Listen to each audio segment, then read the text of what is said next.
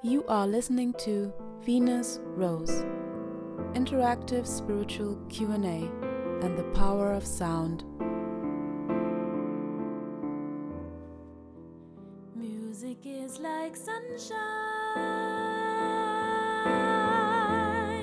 Hello, conscious souls. How are you feeling? From emotional coherence to trust is the theme for today. Cancer season is emotional, and family themes are in front and center. One of my nieces has invited me to her 15th birthday on the beach, and I'm sure it's going to be fun. Currently, the gaze of the full moon in Capricorn is still upon us. I learned it is a so-called bug moon. Its name comes from the male deers. The meaning stands for growth and gaining inner strength to overcome difficult obstacles or achieve challenging goals. Uranus has entered Gemini for the first time around until November. He will turn retrograde in September, which appears to the observer of the sky as if the planet would move backwards. To Taurus again until Uranus will be fully settled in Gemini in April 2026. I already mentioned in the former episode that when these big outer planets shift signs, the whole collective is palpably influenced. Uranus' electric energy stands for drastic changes, sometimes upheavals. The last time he visited Gemini was in 1941, and we all know what happened during that time period. The cycle before that was 1859, and in 1861 was the American Civil War, who brought an important change for humans with my complexion. Pluto, the other one of the outer planets in our solar system, changed into Aquarius some months ago. Uranus is the ruler of this sign. And when he was in Aquarius the last time, we had the French Revolution.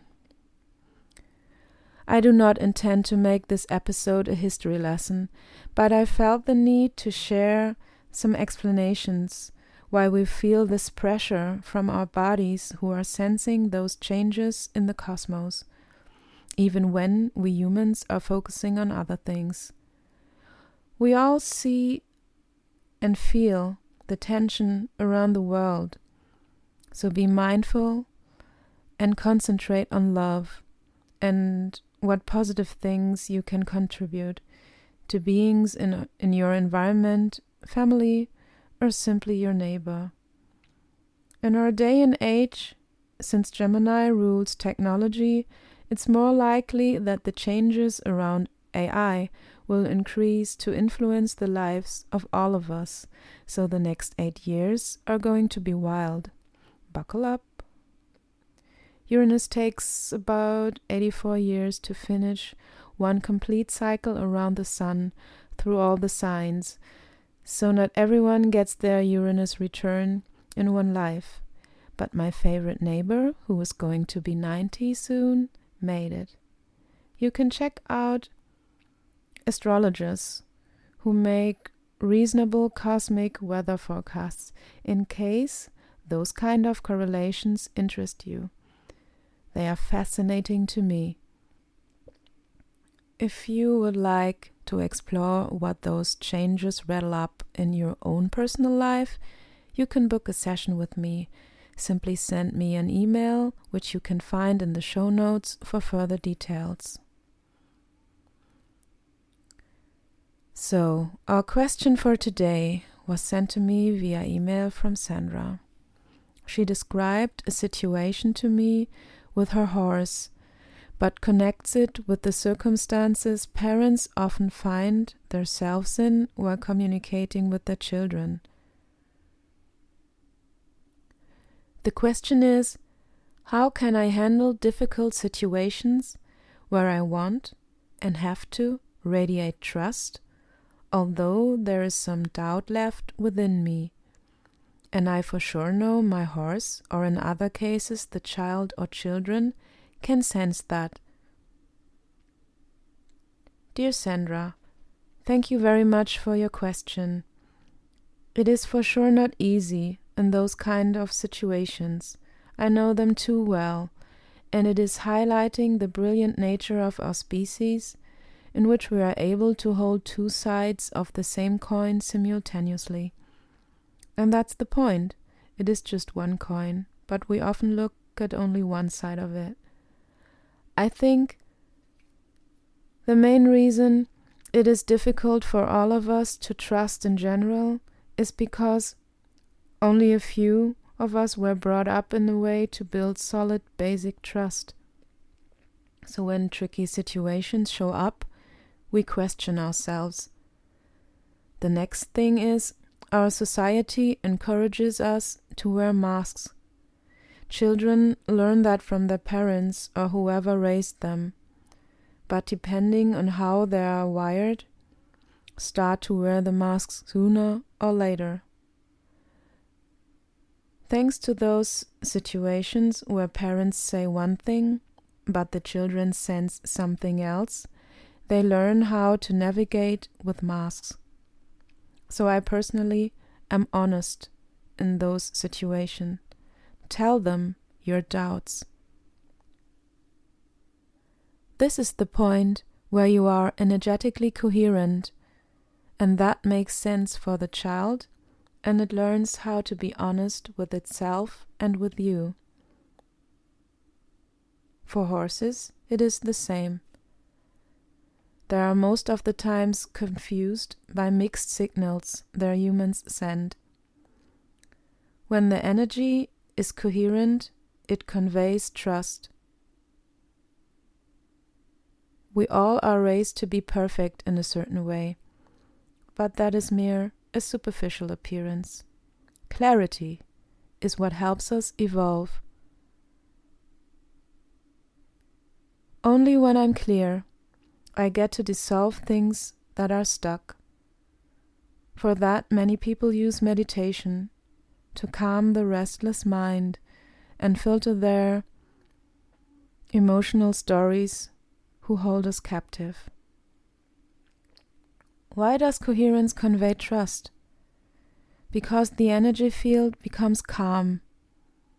Every being can settle in there. Where the energy is calm, the nervous system follows. That's when trust learns to take steps, because it feels relaxed. And when your system feels more relaxed, it feels safe. You described in your mail how you feel your solar plexus chakra spinning in those tricky situations. It is the chakra that influences our willpower and vice versa. You want your horse to do something so strongly, but you fear it doesn't follow your lead.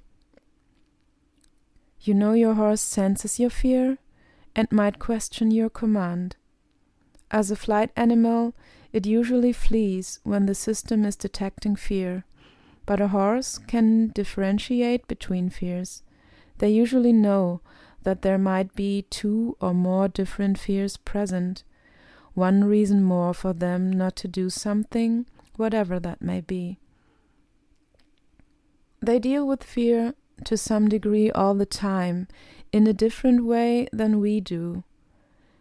They let it phase through them and try to calm down again at some point. We humans tend to hold on to it more.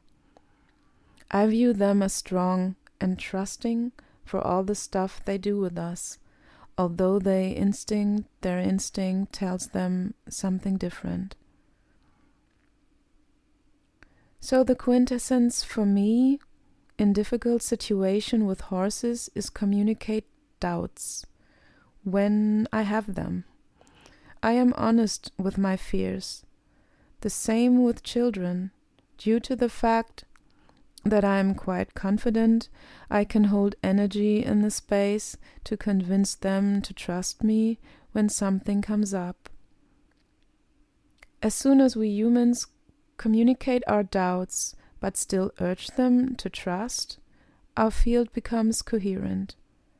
That invites the system of the other being to follow. Do you get where I'm going? Declare following or invite it as the underlying current rather than pressure. This takes off the pressure within you in the first place. In best case scenario, congruence takes place in the energy field, and both beings, horse and human, or two humans, get more close with one another and grow trust. Breathe with your children when there are in tension, or there is tension in general. Deep inhales, longer exhales. Focus what your heart does when you embrace someone. Embrace and breathe. And for Sandra and all others out there who are handling horses, use your breath, but not only when you are in a difficult situation already, but regularly together with them.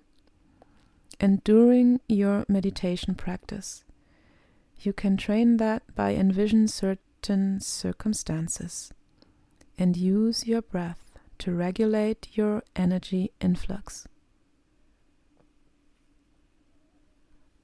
Our emotional realm is not easy to grasp. Everyone is wired differently. Astrology is another language, the ones of the stars. It can help us navigate through our emotional waters, just like the ships in the oceans once. Each one of us has a birth chart. That is a blueprint for us. I'm not talking about the short horoscopes in your magazines or tabloids that are usually only about your sun sign, what represents the dynamic your ego expresses itself in. Each planet represents a different area. Venus, for example, does not only represent love, but the field of values as well, and abundance. In which sign the planets are standing and relating through aspects with one another at the exact moment of our birth can tell us a lot about how we function. The coordinates where we are born on Earth is significant as well, to get the specific location and time. The moon, our focus today, rules our emotions. Depending on in which sign it resides in your birth chart, it can reveal why you are so fiery when it's in a fire sign. Or perhaps you have difficulties to communicate feelings when the moon is in an earth sign. You can also detect health issues, like a nervous gut, for example, if your moon is placed in mutable water, which means you are highly, highly sensitive. This is just one example. There are other systems out there, like human design or gene keys, too. They can help you understand what traits and talents you have in your sleeve naturally, and what things maybe have been entrained through upbringing and cultural influences. I always tell my clients to know thyself. If we understand ourselves better, we can explain and communicate better, which leads to less misunderstandings with other beings. We can all agree that this world would look different if we humans would accept each other more. But in order to do that, we need to accept ourselves first. If you like to book a session with me where we can explore what your soul wants you to look at in your life, just send me an email for further details, which you can find in the show notes. Next week will be the last week of our emotional Cancer season, so remember, send me questions you have all around spirituality. You can leave them for me on Instagram or my YouTube channel named Crystal Seraphim Sound in the comments. You can find the links in the show notes. For all of you who are not on social media, just send me an email. I'm interested to hear what moves you. Remember, keep your focus on positive emotions during this wild shift of consciousness. Love to you all. Rose.